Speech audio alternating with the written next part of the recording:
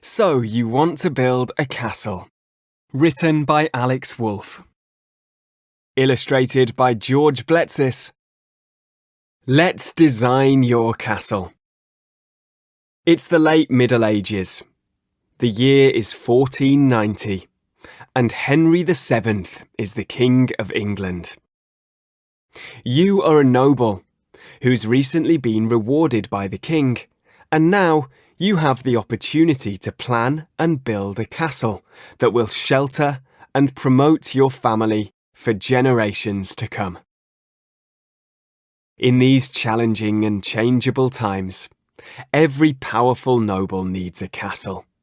Its thick walls and high towers will display your power and influence and provide you with a secure home where you can live comfortably and enjoy your wealth. I will talk you through all the important things you need to consider. We master masons have been designing castles for hundreds of years, so I'm an expert in castle design, and I can help you plan a building that is the height of comfort and security.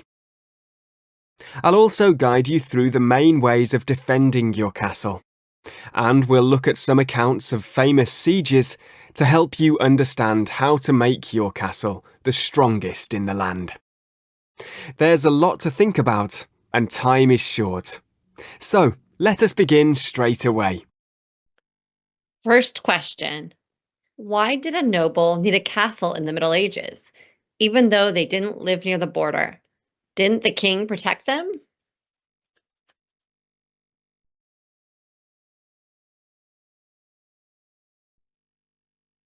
Example answer. Why castles mattered, even away from borders. Even far from a kingdom's borders, nobles had to deal with threats like rival lords, bandits, or revolts from peasants. The king couldn't look after every part of his land by himself. Nobles had to take care of their own areas. A castle showed everyone, this land is mine, and I'm strong enough to protect it. It helped the nobles stay in charge, scared enemies, and was the center for things like collecting taxes and making local rules. A regular house might be nice and comfortable, but a castle was much stronger. It could protect people during attacks, hold soldiers, and keep food and weapons safe. It was built to survive and to show who's in charge. Lords had private armies. Nobles didn't just rely on the king's forces. They kept their own knights and soldiers, and the castle was their base of operations. Feudalism was like a big puzzle made of many pieces. Each noble had to take care of their own piece to keep the whole country working. Castle building basics. To start you off, here are a few things you'll need to consider. Where would you like your castle to be? What are the parts of your castle? What type of castle do you want? What rooms will you have in your castle? How will you defend your castle? Location, location, location. I would advise you to build your castle on top of a hill. This will allow your soldiers to see an enemy army approaching from a long way off.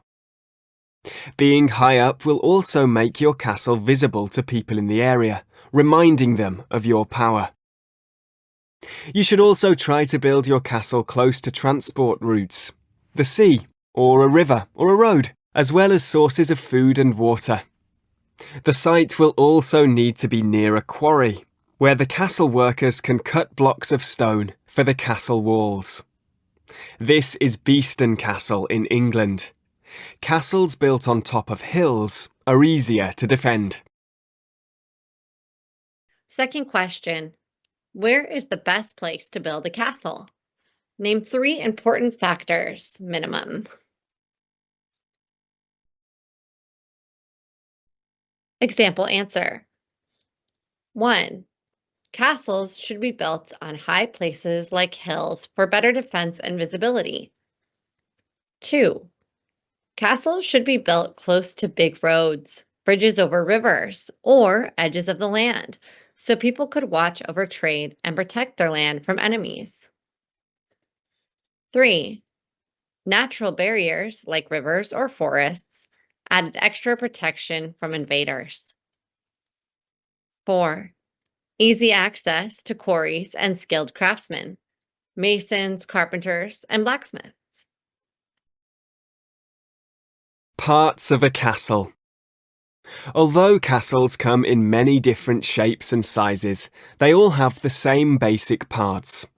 A central stronghold, usually a keep, walls, a gatehouse, and a bailey. Keep. At the centre of your castle will be a tower called the keep. The size of the keep, and the number of floors, will depend on how much money you wish to spend. During an attack, the keep is the castle's last line of defence, so you must ensure it is strong. Also, consider placing the castle's well under the keep, so you have a source of water during a siege. Curtain wall. Surrounding the keep will be a strong wall called the curtain wall, patrolled by soldiers and archers. Bailey. The enclosed space between the wall and the keep is called the bailey. This will contain outbuildings, including soldiers' barracks, workshops, and horses' stables. Outer curtain wall. For extra protection, consider building a second wall outside the first. This creates 2 baileys, also called wards, an outer and an inner one. Gatehouse. The weakest point in the defences of any castle is its entrance, and this is where your enemy is most likely to attack. So you should build a big, strong tower around the entrance. This is called the gatehouse. Moat. To make your castle really secure, you could have a moat outside the castle walls. The moat could be filled with water or kept dry. Sometimes moats are planted with sharp stakes to keep invaders out. Drawbridge. In front of the gatehouse will be the only bridge across the moat. This is called a drawbridge because it can be drawn up in times of danger. Third question. Name each part and add a description.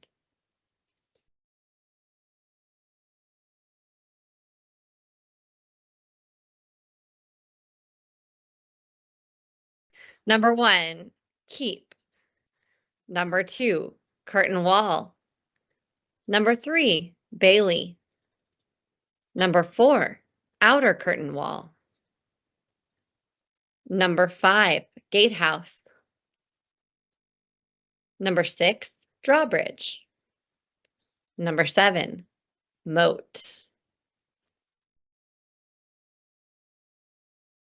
What type of castle should you choose? I come from a long line of master masons who have passed on their skills from generation to generation down the centuries. Over time, my ancestors made gradual improvements to the design of their castles. You only have to look at the simple structures of early castles to see how far we've come. Motte and Bailey. This was the state-of-the-art castle in the 11th and 12th centuries. It had a wooden keep, surrounded by a wooden wall, built on top of a large mound of earth called a motte. Next to this was a bailey, also enclosed by a wooden wall. By digging out the earth for the motte, they created a ditch which formed the castle's moat. Compared to later designs, these castles were simple and relatively cheap. Wood or stone. The first castles were made of wood, with walls of wood and earth. They could be built quickly, and building in wood is a lot cheaper than building in stone. The problem is that wood rots, and it also burns. As a result, most wooden castles didn't last very long. You should probably build your castle with stone. Stone castles. Stone castles, built from the 12th century onwards, can be constructed bigger with taller towers. And they give better protection against the ravages of time, weather, and enemy attack. The first stone castles had square keeps, but these proved vulnerable to undermining. So master masons started building round keeps. Pembroke Castle in Wales, fortified in the early 13th century, has stone walls and a round keep. Concentric castles. Now we arrive at our present era of castle building. Since the 13th century, concentric castles have been all the rage. They're often called a castle within a castle. They have more than one curtain wall, and each of the walls has protecting towers. Many of them don't have a central, freestanding keep. Instead, the living quarters are spread among a series of interconnected towers lining the inner wall. Beaumaris Castle in Wales was built in the late 13th century in a concentric style.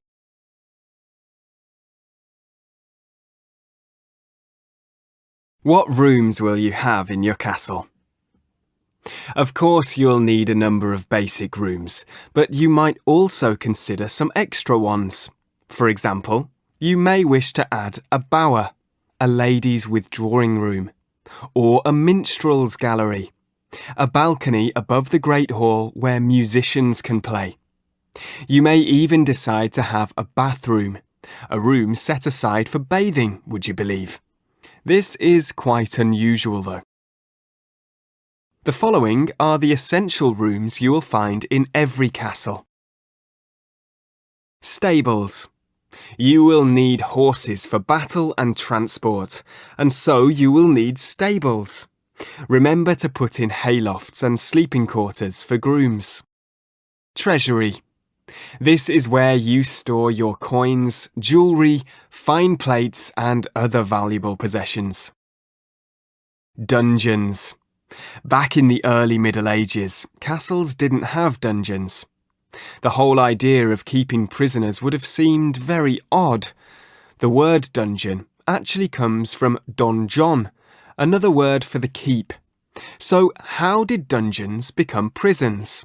Well, as time went on, castle owners started to want to live in more comfortable quarters rather than the keep. At the same time, it became common practice to lock up troublemakers rather than kill them. As it was the most secure part of the castle, the keep became a place for storing valuables and prisoners. The prisoners were held in the cold, dark storerooms in the basement, and these became known as the castle dungeons. Undercroft. Another word for cellar. You can use this room for storage. Garderobe. This will be your toilet.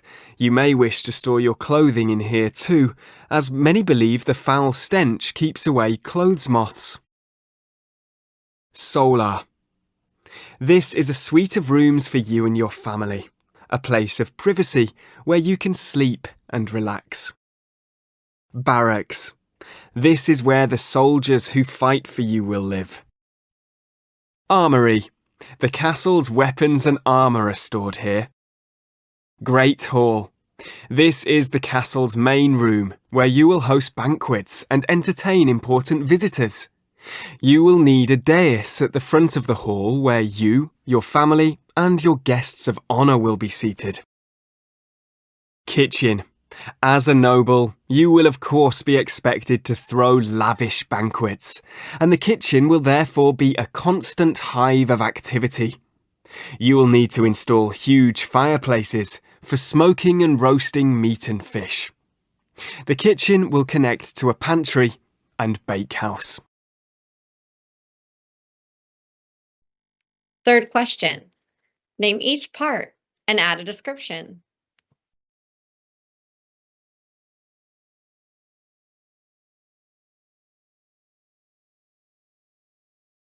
Number 1, stables. Number 2, treasury. Number 3, dungeons. Number 4, guardrobe. Number 5, solar. Number 6, barracks. Number 7, armory. Number 8, great hall. Number 9, kitchen. Number 10, undercroft. What will life be like in your castle? What kind of life can you expect to lead in your castle? One thing you can be certain of, it'll be a lot more comfortable than if you'd been living in the early Middle Ages, in the 6th to 10th centuries. Castle life was pretty basic back then. Early Middle Ages. Castles were made of wood, with no fireplaces or chimneys. Instead, the fire was in the middle of the Great Hall, which had a hole in the roof for the smoke to escape. This means the air was smoky and smelled unpleasantly of animal fat from the tallow candles. The servants could sweeten the air a little by scattering herbs on the floor and on the straw mattresses where the family slept. Furniture was very expensive. Beds were very rare. There would have been a simple, long table with benches. Clothing and valuables were stored in chests. There were no separate bedrooms either. You would have slept at one end of the hall, behind a curtain. You might not have wanted to smell the moat too closely, as the waste from the garderobe emptied directly into it. Household.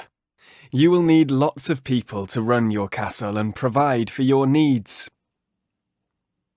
Castellan, or constable, will manage the day-to-day affairs of the castle and be in charge when you're away.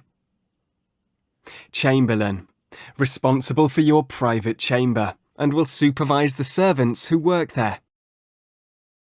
Quartermaster, will look after supplies. Large team of servants. Carpenter, blacksmith, cook, baker, armourer. Late Middle Ages. The switch from wood to stone was a big improvement, although early stone castles got very cold in winter. My ancestors fixed that problem in the late 13th century by putting in fireplaces, chimneys, and glazed windows, though glass is very expensive, so windows tend to be small. Thanks to recent increases in trade and travel, a world of luxury goods from abroad have become available to enhance the castle. Tapestries, rugs and bed covers to provide extra warmth and colour in those big drafty rooms, and spices to mask bad odours. Speaking of bad odours, some things never change. The garderobes still empty into a pit or straight into the moat. Beds, bathtubs, carpets and fireplaces. Castle life is definitely more comfortable in the later Middle Ages. Special features for your castle. Learning from the best. You'll need to think about what kind of look and feel your castle will have. To give you some ideas, I've included some examples of famous castles below. Of course, the type of castle you go for depends on your needs. Do you have a lot of enemies? If so, prioritise building strong fortifications. Or do you love inviting the royal family to visit, perhaps for a lavish banquet? That would require you to have lots of space for entertaining. Style over substance. You might decide that your top priority is having a castle that looks good. Bodiam Castle was built in the 1380s. and it is a fine example of a late medieval moated castle. It doesn't have space for many soldiers, but it looks great. Secret tunnels. Secret tunnels are a good feature to consider, either for escaping during a siege or just sneaking around. Nottingham Castle had a secret passageway which led out of the Middle Bailey and underneath the castle walls. Fortified manor house. If your budget doesn't stretch to a full castle, you could consider a fortified manor house, like Stokesay Castle. These are basically large houses, but with some fortifications such as towers or a moat to help keep out intruders. Coastal castle. If you trade abroad a lot, you might want to choose a coastal site like Bamborough Castle, so you can get to your ships quickly. Bear in mind, though, that castles on the coast are likely to be attacked first by any invading armies. Upcycling. It might make sense to use an existing site. Lincoln Castle, for example, was built on the site of a pre-existing Roman fortress. Design and decoration. The interior design of your castle is for your own comfort and enjoyment, but also to impress your guests. As a master mason, my expertise lies in the castle design itself rather than the interiors. But having spent so much time in castles, I can help by giving you some tips on the best ways to furnish and decorate. Decorating furniture. Some ideas to consider are carving patterns, covering it with gold leaf, using decorative metalwork, covering it with elaborate tapestries. Coat of arms. If your noble family has a coat of arms, you might want to incorporate this design into your castle furnishings. For example, painting it onto special pieces of furniture or carving it into stone. If you don't have a coat of arms already, why not design one? Ideally, you'd get a professional in, but here's what to do if you want to make one yourself. 1. Make a list of your best features. For example, are you brave, kind, trustworthy or loyal? Make up a motto for yourself based around your best feature. For example, kind at all times. 2. Choose your favourite colours. For example, gold and green. 3. Choose your favourite animal or plant, for example, a cat. 4. Combine these into a shield-shaped design. You can also use this as the basis of your flag design and your personal seal for sending letters. Tapestries. Tapestries will make your castle look beautiful and will also provide insulation through the cold winters. Look at the Uwe Hogdal or Bayeux tapestries for inspiration. You could tell a whole story with your tapestries. Or just show a scene from your favourite book. Illuminated manuscripts. How about building a collection of illuminated manuscripts? These are handwritten books with gorgeously decorated pages. Top tip, if you do collect some manuscripts to display in your castle, consider chaining them to the shelves. Having been painstakingly hand-copied and decorated with the likes of lapis lazuli and gold, your books will be extremely valuable. Budget. Choosing the design and decorations for your castle could get expensive. Set your budget before you start and stick to it. If you do go over budget, you could raise local taxes to make up the shortfall, but it won't make you very popular. 4th question. Design your personalized coat of arms with an AI graphic tool by following these steps. 1. Select your best features. For example, smart. 2. Choose your favorite color. Yellow. 3. Choose your favorite animals or plants. Crowned crow and horse. 4. Combine these into a shield-shaped design.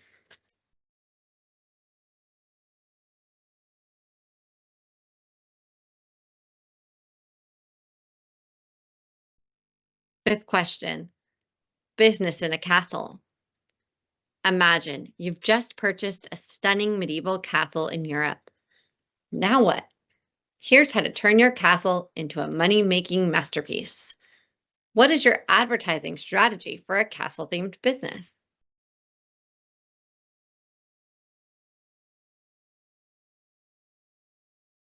Keeping out the enemy. We've thought about the type of castle you might want, how it will look, and what features it will have. But a castle is more than a grand house. You must face the possibility that one day your castle will be attacked, and prepare your defences. It goes without saying that your castle will need strong walls. I would also suggest that you consider a number of clever defensive features designed to frustrate the most determined enemy. Moat. A water-filled ditch around your castle will slow down an advancing army, making it easier for archers on the castle walls to repel their attack. A moat also reduces the risk of the enemy tunnelling under your castle. Gatehouse. Since your castle must have an entrance, you should consider how to make your gatehouse as strong as possible. Make sure it has thick wooden doors and add an iron grille called a portcullis, which can be raised or lowered. Bigger castles have 2 portcullises, so attackers can be lured into the gatehouse and then trapped in the passage beneath it. Barbican. The barbican is quite a recent invention. It's another fortified structure built in front of the gatehouse, containing another layer of portcullises that attackers must pass through to gain access to your castle. Towers. Consider building towers where you can place lookouts to give you advance warning of an approaching enemy. In the early Middle Ages, these towers were square-shaped, and attackers could topple them by undermining one of the corners. These days, we build round towers with none of those vulnerable corners. Round towers also make it easier to see your enemies, and their curved walls are better at deflecting missiles. Bodiam Castle, a 14th century English castle, has a combination of round and square towers. Up against the wall. The walls of your castle will be its sturdiest defence, so you must make sure they are strong. But even the thickest stone wall can be breached by a determined attacker. Consider adding extra features to make your walls as strong as possible. Bossing. Consider adding bossing to your walls. Cut some of the stones so they stick out of the wall to deflect rocks hurled against them. Taluses. Walls with taluses, thick, sloping bases, are better for keeping out the enemy. They make it harder for attacking soldiers to move siege engines up against them, or for tunnellers to undermine them. Inner curtain wall of the fortress of Carcassonne, France. Arrow loops. These are narrow openings through which archers can fire their arrows. On the inside, the wall around the arrow loop opens widely so the archers can stand comfortably. Arrow loop at Carreg Cynnen Castle in Wales. Battlements. The tops of the castle walls should have regularly spaced openings, about 80 centimetres wide, called crenelles. The sections of wall between them are called merlons. The crenelles and merlons together form the castle's battlements and provide ideal cover for archers as they fire their arrows at an advancing enemy. Machicolations. The battlements will jut outwards from the wall, and beneath them will be openings called machicolations, through which defenders can throw or pour whatever horrible things they can find onto attackers climbing the wall. Walkways. There should be broad paths on top of the walls along which the castle's defenders can move quickly. These walkways are usually exposed to the castle interior, so that if enemy soldiers manage to climb the walls and get onto the walkways, defenders inside the castle can fire on them. Under attack. In the last chapter, we talked about castle defences. Now we're going to look at how these defences might be tested in an enemy attack. There are two basic forms of attack: the direct assault on a castle's walls, and the bombardment of a castle from a distance by siege engines. Attacking armies usually attempt both of these at the same time to achieve maximum impact. First of all, let's look at the direct assault. Climbing the walls. Soldiers will try to scale the walls of the castle using ladders. However, this will leave them exposed to archers.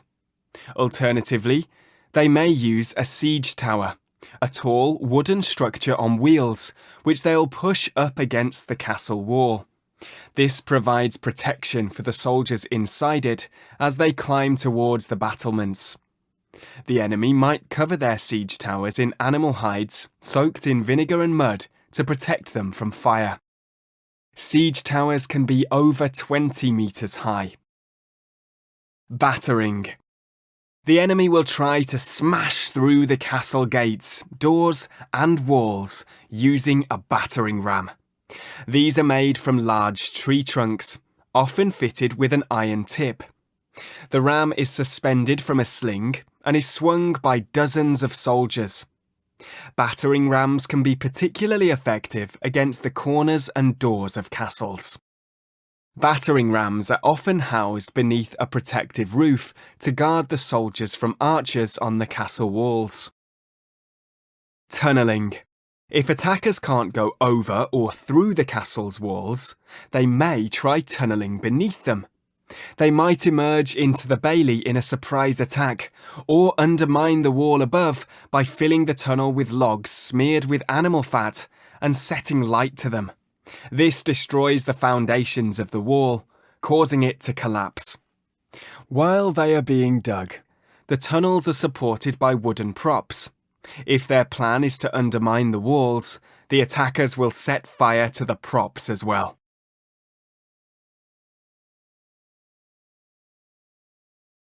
Bombarding your castle. As well as trying to break through the castle's walls, an enemy might also bombard the castle with missiles launched from enormous siege engines. Here are 3 different types of siege engine you need to watch out for. Trebuchets. The trebuchet is the most powerful of all siege engines and can hurl stones weighing 90 kilograms up to 275 meters. Mangonel. The mangonel, like the trebuchet, is a kind of giant catapult. It is lighter and more maneuverable than the trebuchet. Ballista. The ballista is like a giant crossbow. It's less powerful but much more accurate, and it's quicker to reset after it's been fired. A fair fight. If you believe there is anything honourable about a castle siege, then think again. Sieges are supposed to be governed by the rules of chivalry, and they usually are, at the start. Before hostilities begin, attackers should offer the castle a chance to surrender. If this is accepted, then the castle inhabitants should be allowed to leave the castle unharmed.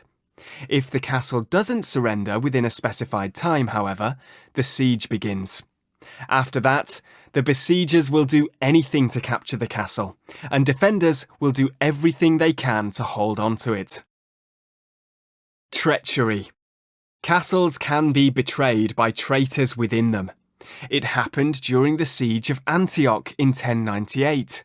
Despite months of bombardment, the attackers could not break into the city. Finally, they bribed a guard who let them climb the city walls at night.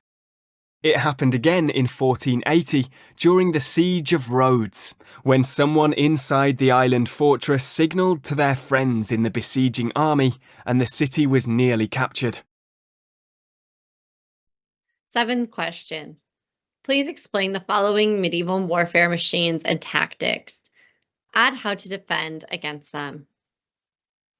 1. Siege tower. 2. Battering ram. 3. Tunneling. 4. Treachery and dirty tricks. Siege tower. A siege tower was a towering medieval war machine designed to help attackers overcome the high walls of castles. Structure: tall, rectangular, often on wheels, the same height or higher than the castle wall. Made of wood, often covered with iron plates or animal hides to resist fire. What can defenders inside the castle do? Defenders would try to kill the crew inside the tower. They used flaming arrows to set fire to the tower. They tried to destroy the bridge of the siege tower to the castle wall, creating a gap. Battering ram. The battering ram was one of the most famous siege weapons in ancient and medieval warfare, designed specifically to smash through gates or walls. A team of soldiers would drive the ram into a target, aiming to weaken the structure over time. Some rams were even equipped with wheels, allowing them to be rolled into position. Inside the shed, soldiers were protected by leather hides soaked in water, preventing fire damage. Defenders should destroy the battering ram and the crew inside the ram using fire, firing arrows, stones, etc. Tunneling. Attackers dug tunnels underneath walls or towers, aiming either to undermine the foundations or to emerge unexpectedly inside the castle and launch a surprise attack. Once the tunnel reached the desired location, they would either burn wooden supports, causing the tunnel and wall above to collapse, explode barrels of gunpowder in later periods, creating a blast to bring down fortifications. Defensive countertactics. Defenders dug countermines to intercept and collapse enemy tunnels. Listening posts. Placing bowls of water to detect vibrations from underground digging. Treachery and dirty tricks.